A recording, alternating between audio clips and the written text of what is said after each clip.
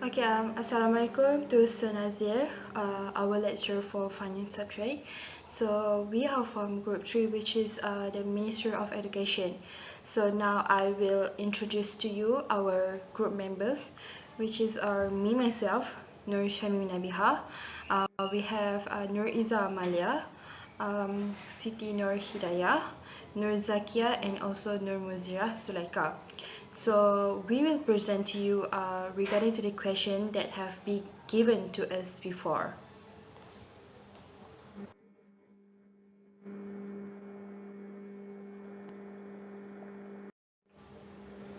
Okay, so the question is, with the recent budget presentation 2021, the government has faces enormous challenges on figuring out what the public wants. However, the public's expenditure must be seen comprehensive and covering all the affected sector in Malaysia. So discuss what is the most benefit sectors and the rationale on prioritizing the most affected sectors in the recent public expenditure exercise. So with the question above, we will discuss it now.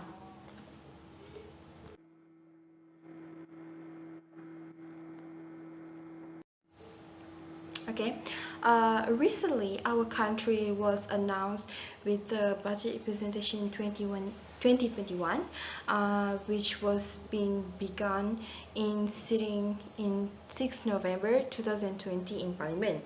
So what does it mean by budget presentation 2021? Okay, budget presentation 2021, it is for helping people to face the current challenges in the pandemic COVID-19, especially the affected as well as the frontliners. So it is also comprehensive and covers all walks of life, including for B40 and for the households, workers in various fields, youth, women, small and large traders. So in this budget, the government have been focused on four strategies, which is the COVID-19 pandemic and public health, preserving the welfare of the vulnerable, generating and maintaining employment, and also prioritizing the in conclusion agenda.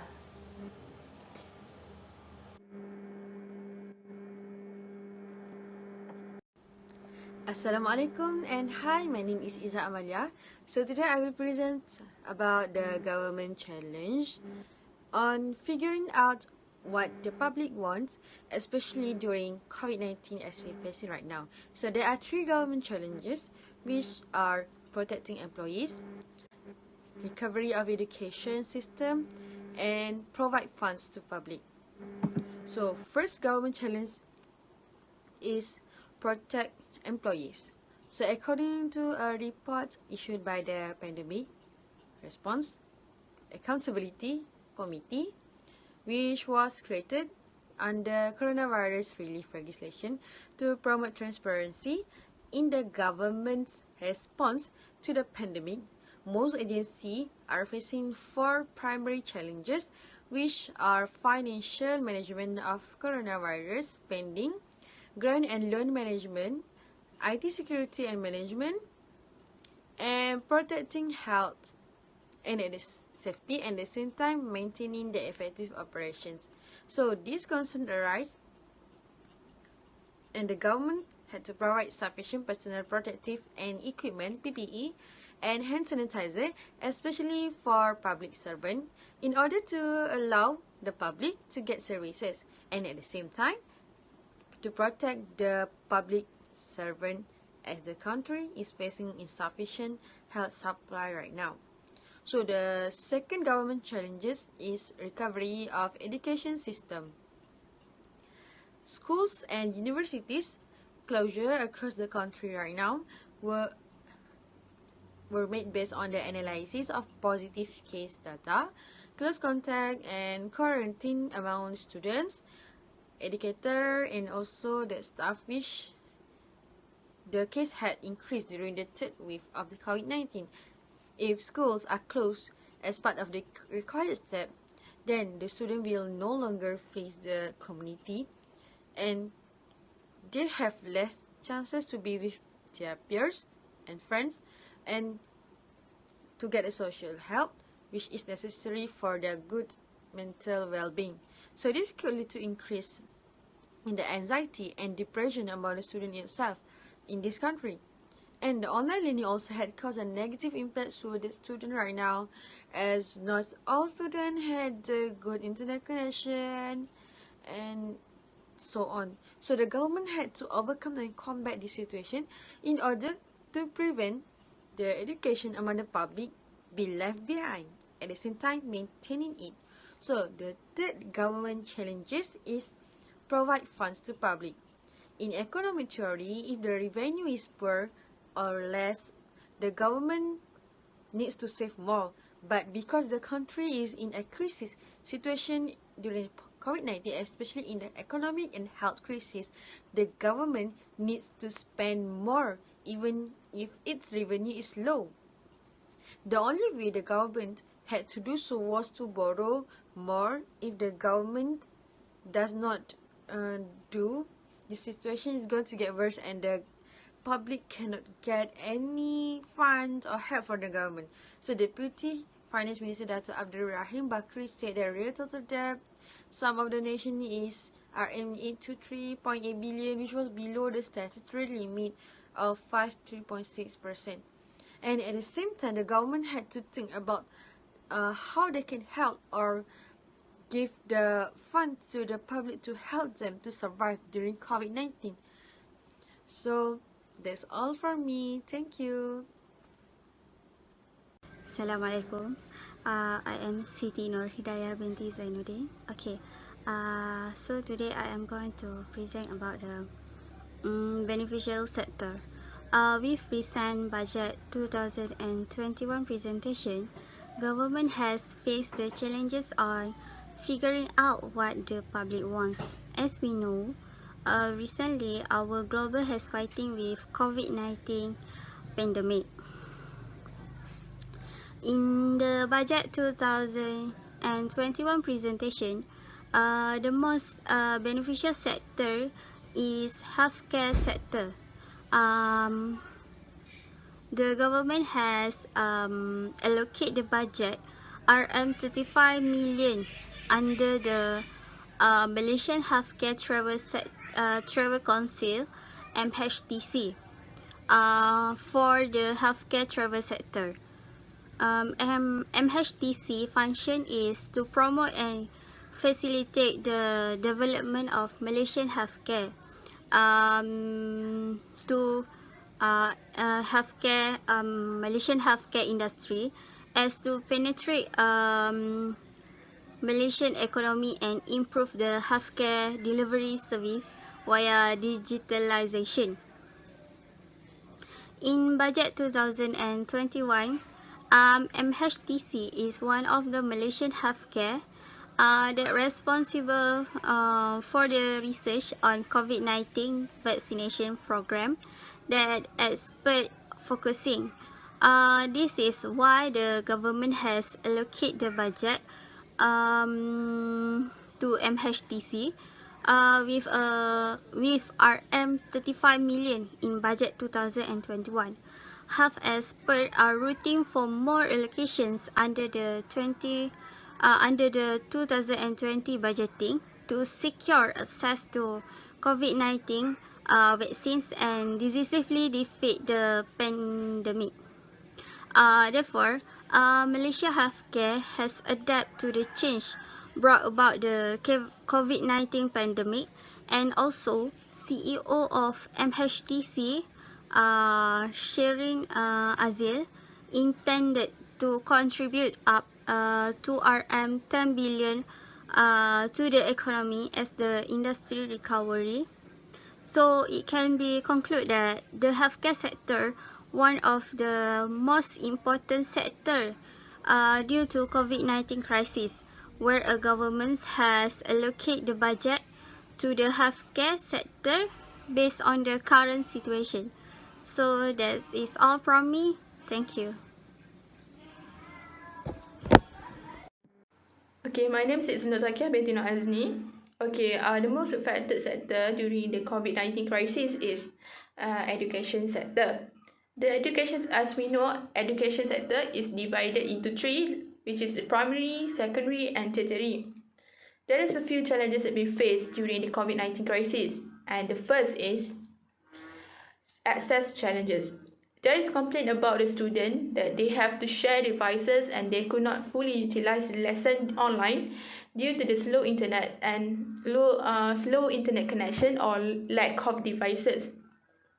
And there is some in the rural or remote areas, the coverage of the internet is limited, and some of them does not even have access to electricity, and even they have, it's very limited for nighttime usage.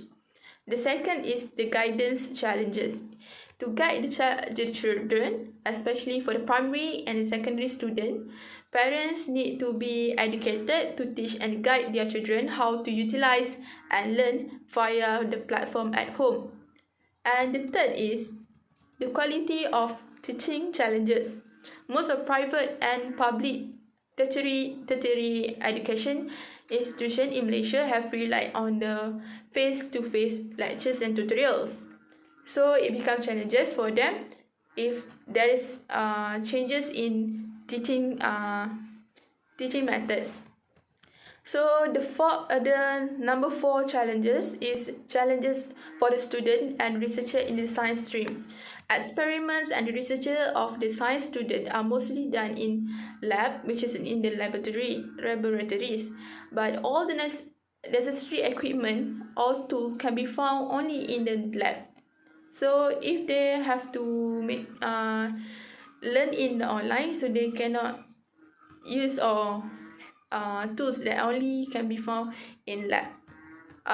Okay, the next challenges is the challenges in executing exam and avoiding risk of cheating in exam, because of the COVID-19 crisis, it is impossible to gather hundreds of students for the exam, and when they cannot gather the student, they have to use the online platform. So it will create the internet accessibility problems, and they cannot monitor the student at home how they take the exam, to make sure that they will not cheating in the exam. And the last challenges is challenges for the administrative staff and educators. Academic staff will not only learn online teaching, but they have to tweaking their lesson and managing the students' question, complaint, and as well as marking the papers. So they have to be more responsive to the student queries.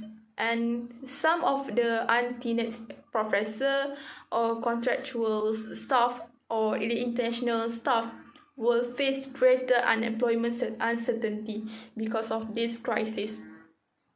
So as the conclusion that can be found in the affected sector, is it can show that our education sector is lacking in the terms of the digital preparedness, and these challenges also can harm the students, educator, and even the staff, their mental well-being. So that's it. I will pass to the next presenter. Hi and Assalamualaikum. My name is Nur Muzra Zulaika, the last presenter, and I will present about the rationale of prioritizing the education sectors in the recent public expenditure.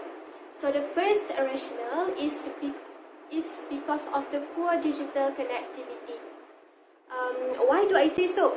This is because the telecommunication networks now can be categorized as a third utility. Like in the new norm, virtual services are becoming more common. As we can see, online learning has become a way of life. So the development of infrastructure and upgrading of basic telecommunication networks is very necessary to meet the needs of a digital lifestyle. For example, in online learning, we find that not all parties has full facilities. Some of them do not even have a laptop for online learning session, especially those who are in rural areas. So in this recent budget, the government need to ensure that the budget is used to help those who are affected. Besides, enhance the connectivity throughout Malaysia, covering all states by upgrading their services. And for the second rationale is to improve access to quality education. Why? Because the education is the most important investment in ensuring a better quality of life for future generations. Therefore, it is very crucial to the government to expand the budget in the education sector, which the government needs to focus in order to help the student from the low-income family, ensuring a conducive learning environment, and also upgrading building and infrastructure in the government schools. This is because we can see that there are very poor maintenance and infrastructure in the government school, especially those who are in the rural area of Sabah and Sarawak. In the same way, the government also needs to focus in the higher education. In terms of facilities, the higher education also face the same challenge. Not only there are a shortage of facilities, but the internet network is still inadequate up to this point. Hence, the budget is a must to ensure that internet connectivity in the institutions of higher learning have a greater access line. And the last rationale on why the government needs to prioritizing the education sector is to encourage employment opportunities. To encourage employment opportunities to fresh graduates. Because one issue that received the most attention, one of those that people are most worried about in this current situation is the issues of jobs and unemployment. The people are worried if they would still be able to have their current jobs, or they will be retrenched or lose their job in the future. This worry is shared by the other people searching for work, such as the fresh graduate from universities. So it is for this reason that the government needs to look for specific measures to have a coordinated initiative between ministries and agencies, for example, to create job opportunities as well as improving employees' skills and training. And so, consequently, this move can ensure that the government can manage any issue of unemployment, not only among graduates, but also the skilled workers and even the workers from the other categories who are in need for work. So that is all from me and my group members. Thank you and have a great day. Bye everyone. Assalamualaikum.